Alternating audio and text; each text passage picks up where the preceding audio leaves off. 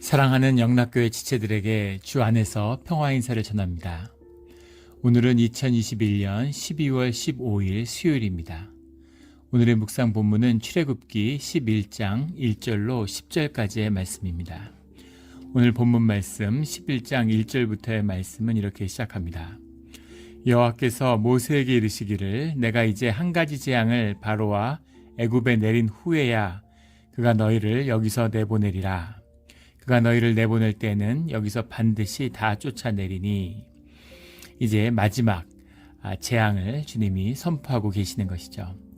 9번의 재앙이 있었지만 흑암의 재앙이 닥친 뒤에도 돌이키지 못하는 그 애굽 땅 그리고 완악한 바로에게 마지막 재앙이 주님이 선포하고 계시는 겁니다.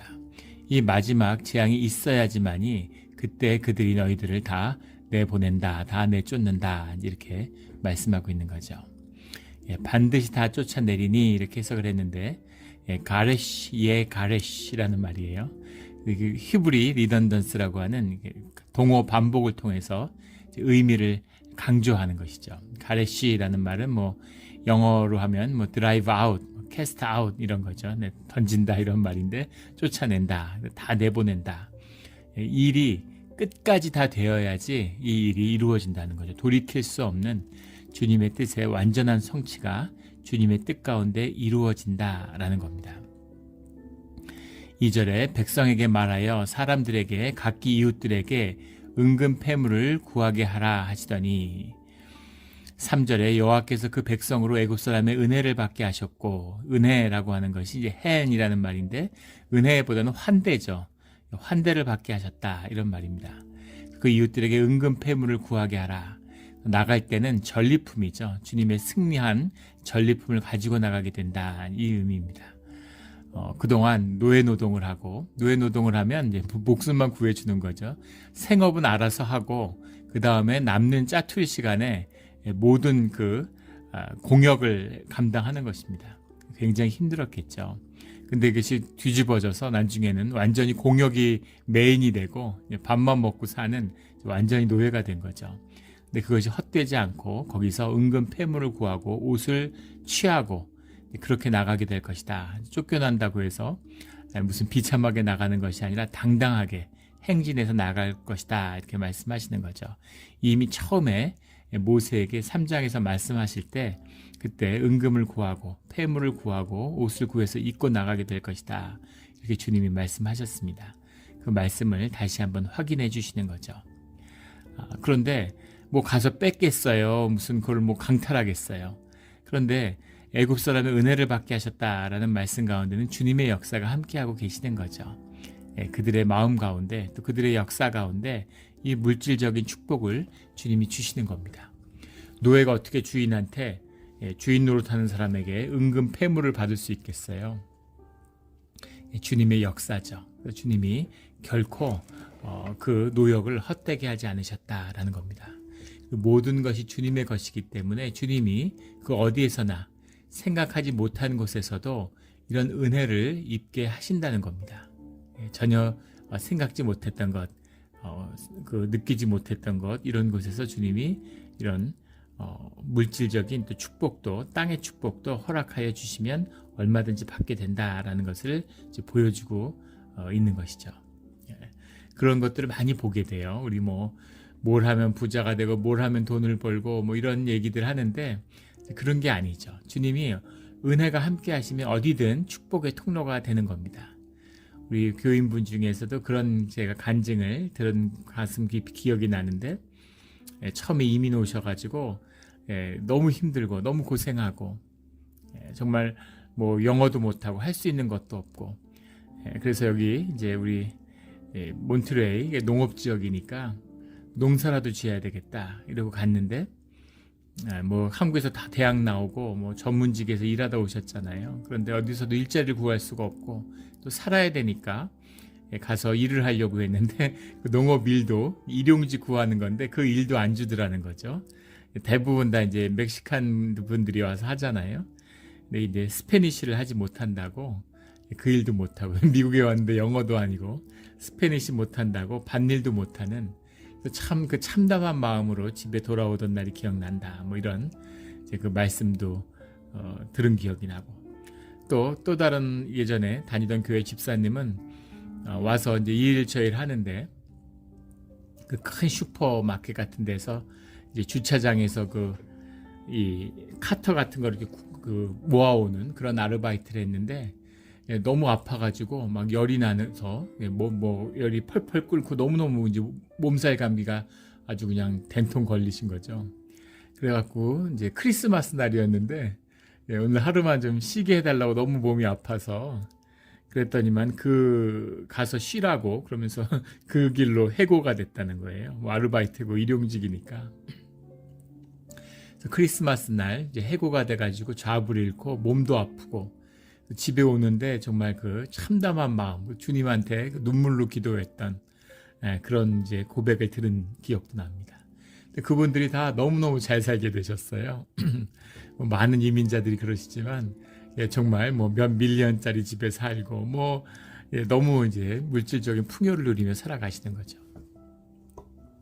그래서 참 그 은혜구나. 어떻게 이렇게 이럴 수가 있을까? 어떻게 이렇게 잘 살게 됐을까? 이게 참 신기하다는 거죠. 주님이 주시는 은혜입니다. 예전에 또 LA에 우리 그 영락교회 장로님을 하시는 분을 뵌 적이 있는데, 우리 교회 방문하셨는데 또 그런 간증을 하시더라고요. 브라질에서 이민으로 온 그 LA 영락교회를 개척했던 목사님과 그 초기에 개척 멤버들이 전부 브라질에서 함께 공동체 생활을 하다가 집단으로 LA로 이민 오셨다는 거예요. 이민 오셨을 때 그 어려움들, 또 브라질에서의 그 어려움들, 정말 말로 할 수 없는, 눈물 없이 들을 수 없는 그런 간증을 들었어요. 근데 그분이 뭐라고 하시냐면, 진짜 신기한 게 하나같이 어려운 사람이 하나도 없다고 다 잘 살게 됐다는 거예요. 주님의 은혜가 아니면 어떻게 이런 일이 있을 수 있겠냐고. 다 잘 살고, 다 좋은 집에 살고, 좋은 차 타고, 또 자녀들은 다 좋은 학교 다니고 전부 좋은 직업 갖고, 교인 중에 어려운 사람이 처음에 그 개척했던 멤버 중에 어려운 사람이 아무도 없다고. 부둣가에서 노동하고 봉제 공장에서 일하고 그랬는데 어떻게 다 이렇게 잘 됐을까? 참 신기하고, 은혜가 아니면 어떻게 이런 일이 있을 수 있겠느냐, 이런 말씀을 하시는 걸 들었어요. 주님이 주시는 은혜입니다. 은혜가 아니면 이걸 어떻게 설명할 수 있겠습니까? 무슨 일을 하던, 애굽에서 노예를 했지만 은금의 폐물을 취해서 당당하게 행진해 나오는 그것이 주님의 은혜 가운데 성취되었음을 분명히 보여주고 있는 것이죠. 주님이 주신 이 은혜를 잊지 않고, 또 늘 어려운 가운데서도 주님이 늘 이렇게 주님 안에서 우리의 삶의 길을 풀어주실 거라는 소망과 꿈을 잃지 않는, 믿음을 잃지 않는 우리 모두가 되기를 주의 이름으로 축원합니다. 4절에 모세가 바로에게 이르되 여호와께서 이와 같이 말씀하시기를 밤중에 내가 애굽 가운데로 들어가리니. 모세에게 주님이 말씀하시는데, 여호와께서 말씀하시기를 밤중에 내가 애굽 가운데로 들어가리니. 그래서 굉장히 중요한 말씀이죠. 이제까지는 주님이 역사하시는데 모세와 아론을 보냈습니다. 그리고 주님의 뭔가 사자를 보내는 것이죠. 근데 그것이 아니라 이제 주님이 직접 하신다는 거예요. 마지막의 재앙은 생명을 취하는 재앙이시죠.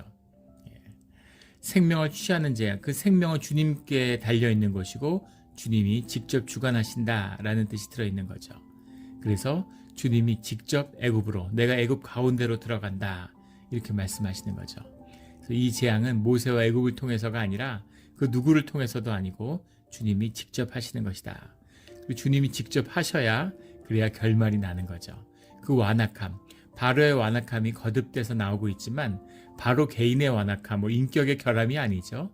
그 완악함, 주님을 거부하고 주님과의 관계 속에 놓여 있지 않은 이 바로의 악이라고 하는 것은 세상의 악, 공중의 권세 잡은 악과 연결되어 있는 겁니다. 그 악에 대한 주님의 심판과 진멸, 그 악을 누르시는 주님의 역사하심이 주님이 생명의 주관자로서 그것을 보여주신다라는 걸 말씀하고 계시는 거죠. 우리 20세기 역사만 봐도 왜 주님이 히틀러나 스탈린이나 무슨 모택동이나 김일성이나 이런 희대 악인들, 그런 악인들을 주님이 그 마음을 왜 완악하게 두셨을까, 이런 거죠. 그 개인을 돌이켜서 뭘 하고 이게 아니죠. 예. 그 개인을 돌이키면 또 다른 악이 나타나겠죠. 악한 역동입니다. 그 역동을 다스릴 수 있는 분은 주님밖에 없으신데 그 악이 차오르고 그 악이 더 악해지도록 두시는 유기하는 주님의 섭리와 역사의 심판의 뜻이 들어있다라는 그 말씀이죠.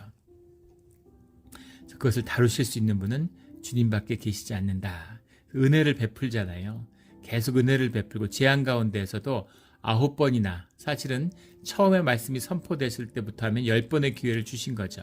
하지만 결코 돌이키지 않는 그 악의 본질, 그 안악함의 그 육성의 본질을 보여주고 있는 겁니다. 바로의 완악함이 아니라 우리의 완악함이죠. 우리의 모습이잖아요. 주님이 계속 은혜를 주시고 삶 가운데 고난 가운데 우리를 보살펴 주시는데 우리가 주님께 돌이키지 못하죠. 심지어 교회를 다니고 예배를 드려도 주님에게 속한 삶을 살아가지 못합니다. 하물며 바로야 더 말해 뭐 하겠습니까? 그런 것이죠. 내가 애굽 가운데로 들어가리니 중요한 말씀이죠. 내가라는 건 주님이 들어가신다 이 말씀입니다.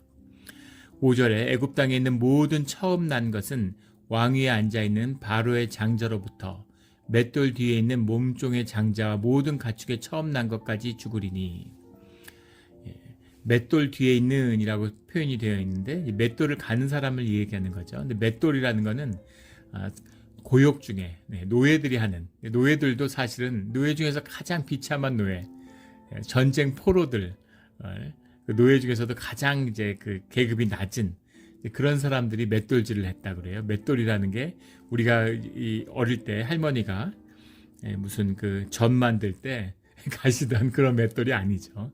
거대한 맷돌을 돌리는 겁니다.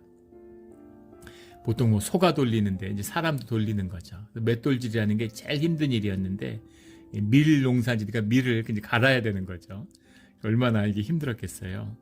근데 그런 가장 천한 바로는 가장 그 세계의 높은 자잖아요. 가장 낮은 자까지 심지어 가축까지 모든 처음 난 것은 죽는다라고 말씀하시는 겁니다. 주님이 직접 나타나셨는데 주님의 나타나는 것이 이 주님의 자녀들에게는 구원이 되고 희망이 되고 축복이 되지만 복이 되지만 세상을 향하여서는 징계와 재앙이 된다라는 걸 분명히 보여주고 계시는 거죠. 세상에 처음 난 것은 다 주님의 것이다 이렇게 주님이 말씀하십니다. 처음 났던 게 주님의 것이라는 게 무슨 뜻일까? 주님께 속하고 모든 것이 주님의 것이죠. 주님께 아닌 게 어디 있습니까? 우리의 11조 같은 거잖아요. 우리가 내 것 중에 10분의 1을 주님께 드리는 게 아니죠. 내 모든 것이 주님께 속하였음을 고백하는 마음으로 그 언약의 표상으로 우리가 10분의 1을 주님께 드리는 겁니다. 제의적인 상징이죠. 그것을 통해서 주님께 그 표상을 통해서 우리의 삶의 모든 것이 주님의 것입니다 라는 걸 보여주는 것처럼 우리의 첫 번째 아이 가장 정이 들고 가장 소중하게 여기잖아요. 그 첫 번째 특히 이 장자 가부장적인 사회 농업사회에서 첫 번째 아이 모든 그 땅에서만 소출이 나는 농경사회 특징이죠. 농경사회가 땅을 가르기 시작하면은 결국은 뭐 예전에 무슨 100마지기가 있는데 자식이 10명이다. 그래서 10마지기씩 나눠주고 또 10명씩 나가서 1마지기씩 나눠주고 그러다 보면 다 먹고 살 수 없게 되는 거잖아요. 농경사회라는 건 이제 가부장제를 중심으로 해서 장자에게 모든 땅을 물려주는 거죠. 그리고 나머지는 그 장자를 중심으로 같이 살아가는 겁니다. 같이 먹고 같이 누리고 우리 관혼상제 풍습 같은 거 다 그런 거죠. 잔치 있으면 같이 먹고 같이 부를 나누는 거예요. 장자의 것이지만 모두의 것인 거죠. 이거 농경사의 특징이기 때문에 장자라는 건 그 질서의 표상이죠. 가장 소중한 존재죠. 왕위도 장자한테 물려주고 그 몽골 제국이 세계를 석권했는데 몽골이 세운 원제국이라는 것이 한 세계도 못 가서 순식간에 풍지박산 났죠. 이 목축민족, 기마민족들은 막내에게 그 세습을 합니다. 왜냐하면 가축들이라는 것을 계속 뛰어서 이렇게 초지를 또 따라서 이동을 하니까 큰애가 왜 나이가 되면 한 12, 13살 되면 또 한 무리를 이끌고 나가서 돌아다니고 또 둘째도 나이가 차면 돌아다니고 이렇게 먼저 독립을 하는 거예요. 그럼 마지막까지 아버지 죽을 때까지 마지막까지 아버지 곁에 있는 건 막내죠. 막내에게 승계를 하는 겁니다. 예. 그런데 이제 중국을 점령하고 원제국을 세우니까 중국의 전통이라는 건 장자 계승이잖아요. 그것이 막내 계승하는 몽골의 그 특징과 기마민족이 정주를 하니까 그 승계의 원칙이 이제 깨진 거죠. 그래서 내전으로 결국은 무너지게 되는 거죠. 그런 것처럼 농경 중심의 사회, 이 장자 중심의 사회니까 히브리뿐 아니라 애굽 사람에게도 장자의 의미라는 것은 이제 굉장히 중요한 것이다라는 걸 보게 되죠. 예, 실제 뭐 역사의 기록에도 이 아멘호텝 2세였을 것이다. 이 바로가 이제 이렇게 역사들이 추정하는데 이 이야기의 흐름이 이 성경하고 딱 맞는 거예요. 역사 기록이. 그래서 아멘호텝 2세일 것이다 이렇게 추정하는데 그 남아 있는 애굽의 비문에 보면 그 아멘호텝의 이 장자한테 계승을 하지 못했다고 하는 이제 그런 기록이 남아 있기 때문에 그렇습니다. 큰 이제 사건인 거죠. 장자에게 물려 장자를 주님이 데려가셨기 때문인 거죠. 그래서 그 장자 모든 가축까지도 처음 난 것은 다 죽는다. 그래서 주님으로부터 거부된 주님과의 관계에서 떨어져 나간 것이 어떤 재앙이 되는가, 생명의 재앙이 된다라는 것을 보여주고 있는 것입니다. 6절에 애굽 온 땅에 전무후무한 큰 부르짖음이 있으리라. 상이 나니까 부르짖음이 있는데 특별히 애굽의 장래의 특징은 곡에 있었다고. 우리도 곡을 하죠. 옛날에 우리 전통적인 장래에 보면 곡을 하는 사람을 사다가 곡을 하기도 합니다. 그런데 그 장래가 뭐 동시다발적으로 수없는 게 나니까 그 곡성이 전무후무한 곡성, 들어보지 못한 곡이 애굽의 온 땅을 덮을 것이다 이렇게 말씀하시는 거죠. 7절에 그러나 이스라엘 자손에게는 사람에게나 짐승에게나 개 한 마리도 그 혀를 움직이지 아니하리니 아무 일도 없는 평화가 있을 거라는 거죠. 그 대재앙이 미치는데 그 애굽 가운데 살고 있는 이스라엘 자손들에게는 아무 일도 없을 것이다. 개 한 마리도 혀를 움직이지 아니하리니 혀를 움직인다라는 게 예하렛 이런 말인데 예하렛 이런 말이죠. 그게 이제 뭐 영어로 하면 not, don't bark 뭐 이런 거죠. 짖지 않는다. 원래 하렛이라는 말이 이제 자른다, 그러면 날카롭게 이렇게 벼리는 이제 이런 의미인데 혀를 벼린다. 그러니까 이제 개가 굉장히 예민하잖아요. 개 귀가 얼마나 예민한지 그때 어떤 다큐멘터리를 보여주는데 주차장에 100대의 차를 세워놓고 동시에 엔진 소리를 켜는 거예요. 근데 자기 주인 차의 엔진 소리를 다른 100대의 차와 구별해냅니다. 믿어지지가 않고 보면서도 와, 개가 저렇게까지 귀가 예민한가, 감각이 깜짝 놀랐어요. 믿어지지 않을 정도의 그거죠. 그래서 개들 뭐 키워보신 분들은 아시지만 우리 예전에 그 집에서 개를 키우는데 우리 아이들이 학교에서 돌아와요. 그러면은 한 5분 전부터 압니다. 개가 가만히 누워 자다가 일어나서 막 뛰어다니고 막 너를 뛰고 막 흥분해서 좋아가지고 막 난리에 막 5분 있으면 애가 우는 거예요. 그러니까 그 소리를 다 구별하는 거죠. 근데 사람은 2대의 차를 갖다 놓고 엔진 소리를 같이 틀면은 그 2대 중에 어떤 게 자기 차인지, 자기가 모는 차인데 드라이버인데 그 엔진 소리를 구별을 못한다고 그러죠. 그러니까 굉장한 차이입니다. 그런데 그 개조차도, 그렇게 예민한 개도 짖지 않는다라는 거죠. 그러니까 절대적인 평화죠. 이스라엘 자손에게는 아무 일도 없다는 겁니다. 전무후무한 대재앙이 닥쳤는데 그곳에 사는 유대인들에게는 히브리 사람들에게는 아무 문제가 없다. 이렇게 말씀하시는 거죠. 여호와께서 애굽 사람과 이스라엘 사이를 구별하는 줄 너희가 알리라. 애굽 사람도 알고 그리고 히브리 사람들도 아는 겁니다. 주님을 알고 주님의 누구이신지를 알아가는, 애굽 사람도 마찬가지고 이스라엘도 마찬가지죠. 같이 모두 알아가는 거죠. 8절에 왕의 모든 신하가 내게 내려와 내게 절하며 이르기를 너와 너를 따르는 온 백성은 나가라 한 후에야 내가 나가리라 하고, 여기서 나는 모세죠. 주님은 영이시고 보이지 않잖아요. 여기서 내게 절하며 할 때 절하는 대상은 모세죠. 모든 왕의 신하가 내려와서 절한다. 이제 이렇게 3절에 나오는 바로의 신하와 백성의 눈에 아주 위대하게 보였더라. 보이지 하나님의 역사가 모세와 함께하고 있으니까 모세가 얼마나 커 보입니까? 예. 예. 예전에 우리 알던 집사님이 그런 이제 고백을 하시는 걸 들었어요. 지금은 고인이 되신 한국의 한 목사님이 샌프란시스코에 와서 집회를 하는데 그 막 이제 축사도 하고 이런 신유의 은사가 있어서 사람들 기도해서 막 낫게 하고 이런 걸로 유명한 목사님이신데 그래서 그런 이제 집회가 열린 거죠. 그래서 정말 성경에 나오는 것처럼 친구 어머니를 침대에 몸을 못 가누시는 분인데 인공호흡을 하는 분을 들쳐매고 교회 집회에 이제 오셨다는 거예요. 친구 넷이서 그를 어머니를 이렇게 들것에 들고서 그래서 그 목사님한테 안수 기도를 받았는데 그 목사님이 기도하시기 전에 이거를 떼시는 게 인공호흡기를 떼더라는 거예요. 저 떼면 안 되는데 이런 생각이 들었는데 그걸 떼고서 기도했는데 어머니가 그 줄에 대해서 일어나셨대요. 당신이 친구 어머니 아니었으면 다 짜고 조작하는 거 아닌가 이렇게 의심했을 거라고. 근데 그 순간에 뭘 느꼈냐면 이래서 이단이 생기는구나 하는 생각이 들었다는 거예요. 만약에 그 목사님이 너는 나를 누구라고 하느냐 이랬으면 바로 무릎 꿇고 살아계신 그리스도라고 그렇게 고백했을 것 같다고 그런 얘기를 하시더라고요. 너무 위대해 보이는 거죠. 사람 같지 않게 보이는 거죠. 그런 겁니다. 하나님의 놀라운 이 역사와 이적이 모세를 통해서 거듭해서 나타나니까 그러니까 어떻게 보이겠어요? 위대해 보이는 거죠.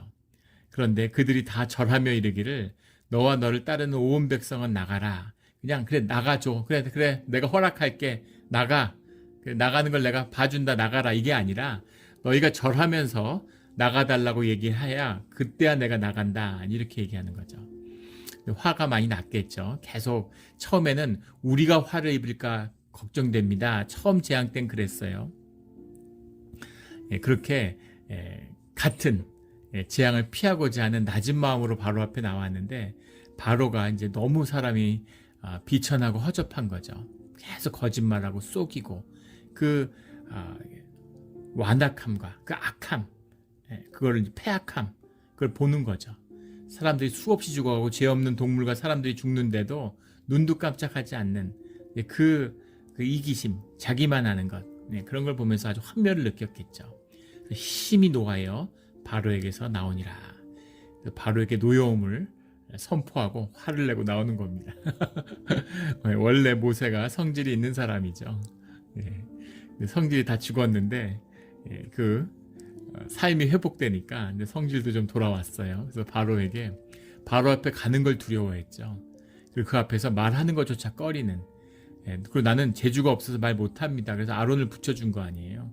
그래서 아론에게 얘기해서 아론이 말하게 하고 그리고 감히 바로를 찾아갈 엄두도 못 내던 그 모세가 이제 당당하게 바로와 그의 신하들을 꾸짖고 일갈하고 나오는 거죠. 그래서 완전히 살아난 그런 모세의 모습을 보게 됩니다. 하나님과 함께하고 내가 나로서 사는 자유함을 누리니까 그 심령이 살아나는 거죠. 이 심령을 누리며 사는 것, 뭐 세상에서 잘 되고 성공하고 뭐 이런 게 아닙니다. 뭐 그렇게 되겠죠. 나를 누리고 에너지가 터져 나오는데 뭘 하든 잘 되지 않겠어요?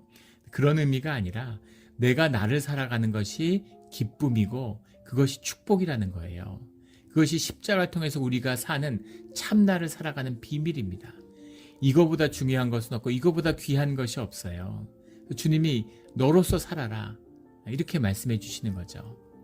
그런데 세상에 속아서 최근에 제가 그 예전부터 알던 청년이 목사님 아들인데 의과대학을 다녔는데 의사가 됐습니다. 근데 이제 뭐 레지던트도 하고 이래야 되잖아요. 이제 의대를 나와서 의사 시험은 봤지만 근데 의사를 하고 싶지 않다고 이제 그렇게 이제 그만둔 거예요. 그래서 일반 회사에 취직을 했는데 재밌는 건 회사에 갔는데 모두 다 의사 선생님이니까 전부 다 와가지고 이제 건강에 대해서 상담하고 자기 좀 이렇게 아픈 것 좀 봐달라 그러고 그래서 회사에서 의사 생활을 하고 있다 이제 이런 얘기를 하더라고요. 그래서 뭐 다시 또 뭐 주 안에서 다시 의사의 잡으로 뭐 돌아오게 될지는 알지 못하는데 근데 그 이제 아버지가 그런 얘기를 하시는 거예요. 뭐 언제 의사 되라고 그랬냐?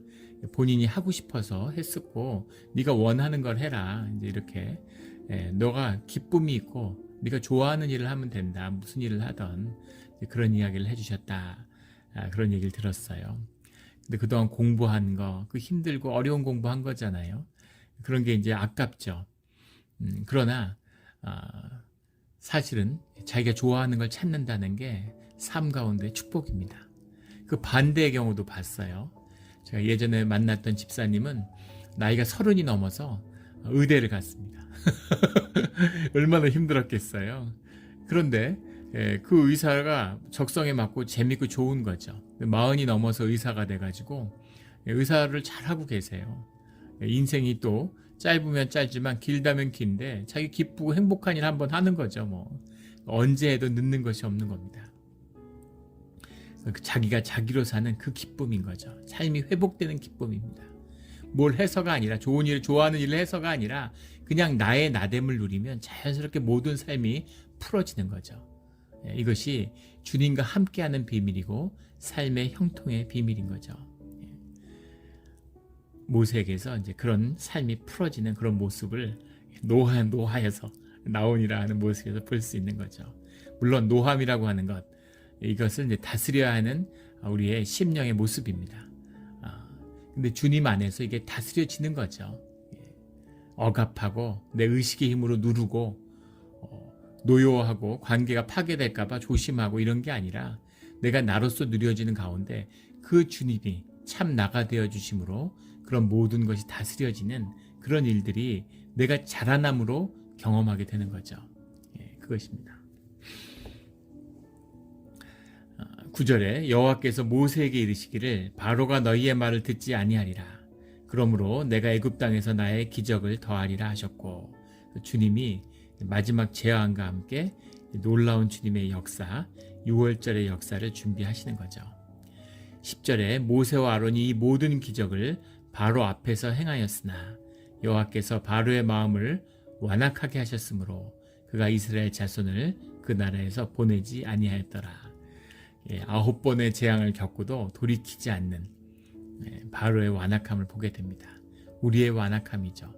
죽음을 볼 때까지, 죽을 때까지 자기 우리 육신, 이 껍데기가 모두 소멸될 때까지 주님을 만나는 삶의 진실을 만나지 못하는 거죠. 이거 비극입니다. 살아서 주님을 만나고 주님께 돌이킴으로 살아서 삶을 누리는 그런 축복이 우리와 함께 하기를 예수 그리스도 이름으로 축원합니다. 아멘. 함께 기도드리겠습니다. 하나님 아버지 감사합니다. 늘 주님의 임재를 기대하고 주님을 만나면, 주님이 오시면 죽어야 되는데 주님이 은혜로 덮어주시고 십자가의 보혈의 은혜로 덮어주셔서 우리가 살아나고 주님의 복을 누리게 해주시니 감사합니다. 주님, 우리가 주님과 동행하면서 삶이 회복되고 어떤 일을 해서가 아니라 그 삶 자체가 복된 구원이었음을 모세의 삶을 통해서 보게 됩니다. 우리의 삶이 풀어지게 하시고 회복되게 하시고 내가 나로서 사는 이 충만한 복을 누리며 살아가는 주의 자녀가 되게 하여 주시옵소서.